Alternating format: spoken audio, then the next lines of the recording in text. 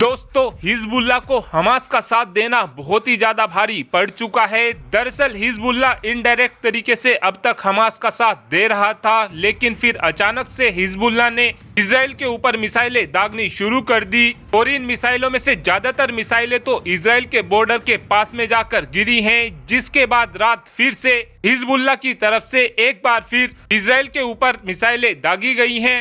और इसके बाद जब इजराइल की तरफ से जवाबी कार्रवाई की गई है तो उस जवाबी कार्रवाई के दौरान इजराइल ने हिजबुल्लाह के 5 कमांडरों को मार गिराया है।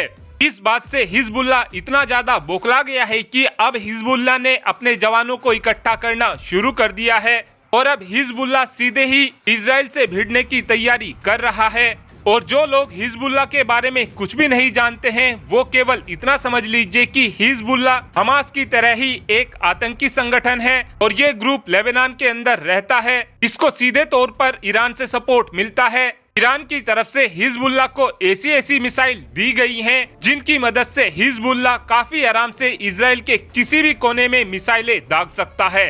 लेकिन ऐसा नहीं है कि इजराइल की तरफ से हिजबुल्लाह को जवाब देने के लिए कोई तैयारी नहीं की जा रही है। इजराइल की तरफ से ऑलरेडी ही अपने टैंकों को और अपने बहुत से जवानों को लेबनान के बॉर्डर के पास में भेजना शुरू कर दिया गया है। यदि हिजबुल्लाह की तरफ से कुछ भी किया जाता है तो इजराइल के ये जवान हिजबुल्लाह को मुंह तोड़ जवाब देंगे। हिजबुल्लाह की इन सभी हरकतों को देखते हुए एक बार फिर से अमेरिका की तरफ से हिजबुल्लाह को धमकी दी गई है और अमेरिका की तरफ से हिजबुल्लाह को बोला गया है कि इस जंग को शुरू करने से पहले 100 बार सोच लेना, क्योंकि जो हमने अपना USS जिराल्ड आर फोर्ड भेजा है वो हमने हमास के लिए नहीं भेजा है, बल्कि इस एयरक्राफ्ट कैरियर को हमने तुम्हारी हरकत का जवाब देने के लिए भेजा है।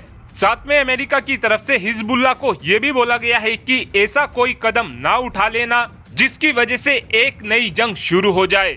लेकिन अमेरिका की इस धमकी को इग्नोर करते हुए हिजबुल्लाह ने इजराइल की एक मिलिट्री पोस्ट को उड़ा दिया है। इसी बात की जवाबी कार्रवाई करते हुए अब जेरूसलम के अंदर भी इजराइल की सेना और पैलेस्टीन के बीच में खूब दबाकर झड़पें हो रही हैं।